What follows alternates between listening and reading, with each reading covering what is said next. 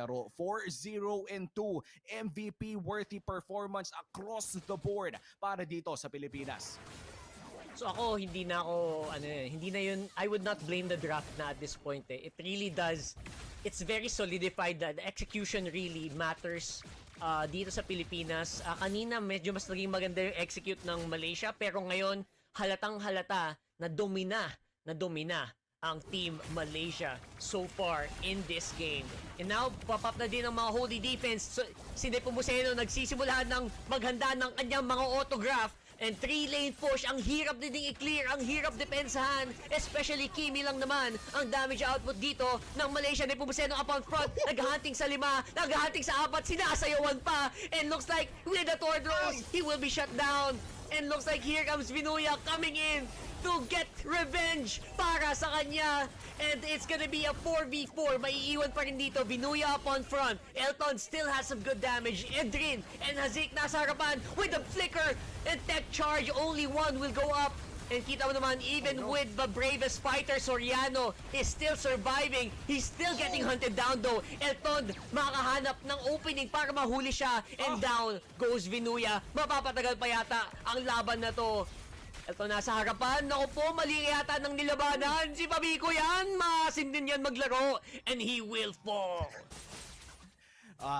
And yes, 3 inhibitor turrets ang nakuha ng Pilipinas, pero that was a surprisingly good trade mula sa Malaysia. They were able to capitalize doon sa confidence play na ginawa ni Nepomuceno papasok doon kay Danish. They were able to secure that mainly because of Elton landing that's falling Star Moon na nagbigay ng espasyo para sa Malaysia na makadepensa pa. And I would say, in terms of all of the performances sa depensa ng Malaysia doon, Hazik and Elton able to hold the line para dito sa Malaysia. Pero 30 segundos na lang bago lumabas ang pangalawang Lord ng larong ito.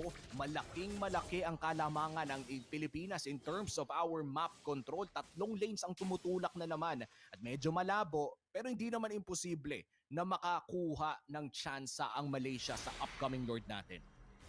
Yeah, if I were Team Malaysia, it feels like crucial or to at least try to go for the steal without losing too many members. I think yun na talaga eh. Kasi pag hindi ka lumaban dito, parang ano ka na lang eh. Parang mag-evaporate na lang kayo nang walang laban. Parang ayaw mo yata mangyari yun, di ba?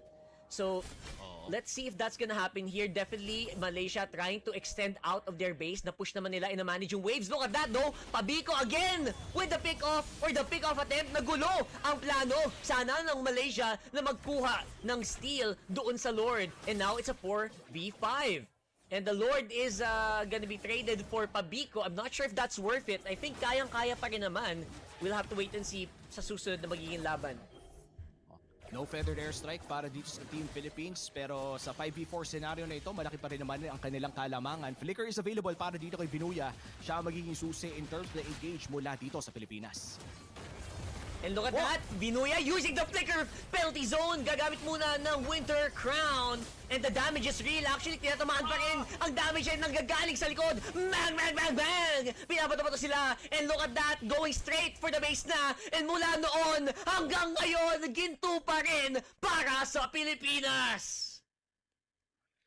Gold medal secured para sa Sibol. Team Philippines ang mananaig kontra Malaysia in a dominant 4-0 sweep. At kitang-kita ang saya sa Sibol ngayon kasama ang kanilang coach si Coach RC. And that was a good game. Well played against our Malaysian counterparts. Live in Thailand 2025, you could see the sportsmanship between the two countries, between the two players, between all of the players involved dito sa labang ito. Naging dominating man ang performance ng Pilipinas kontra Malaysia. Karespe-respeto pa rin ang pinakitang effort ng kanilang kalaban dito.